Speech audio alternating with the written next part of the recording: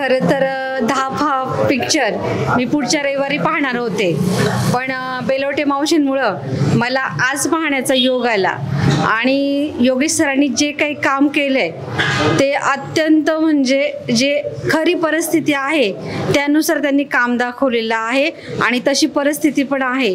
ते वयाच्या 22व्या वर्षी, आता हे मला माहीत नव्हतं पण मला मावशींनी सांगितलं 22व्या वर्षापासून ते प्रयत्न करतात। ते जेमतेम ह्या चित्रपटासाठी त्यांना 10 वर्ष कठोर मेहनत घ्यावी लागली आहे आणि ह्या फिल्ममध्ये जे काही त्यांनी काम केलंय ते अत्यंत रिअल स्टोरीवर आहे। म्हणजे असं वाटलं नाही की त्याने म्हणजे कुठून काही वेगळ्या पद्धतीने केलंय, जे आहे त्यांनी ते दाखवलेलं आहे। आणि दुसरी गोष्ट त्याच्यामध्ये हिंदू मुस्लिम ऐक्य ते खूप छान वाटलं, कारण मी स्वतः मुस्लिम म्हणजे कुरेशी बिल्डिंगमध्ये राहते, पण मी कधी त्यांच्या म्हणजे विषय असं मला कधी वाटलं नाही की ती लोक अशी असतात, ती लोक तशी असतात। मी पाहते ना, माझ्या प्रत्येक हाकेला ती धावणारी आहे। म्हणजे ते पाहून मला माझं स्वतः सुद्धा अनुभव पुढे उभा राहिला आणि एवढं म्हणजे मुख्याची भूमिका करणं एवढं काही शक्य नाहीये हे रिअलमध्ये। आपल्याला बोलता येतं पण त्यांनी ते दाखवलं, त्यांना काय बोलायचंय काय नाही हे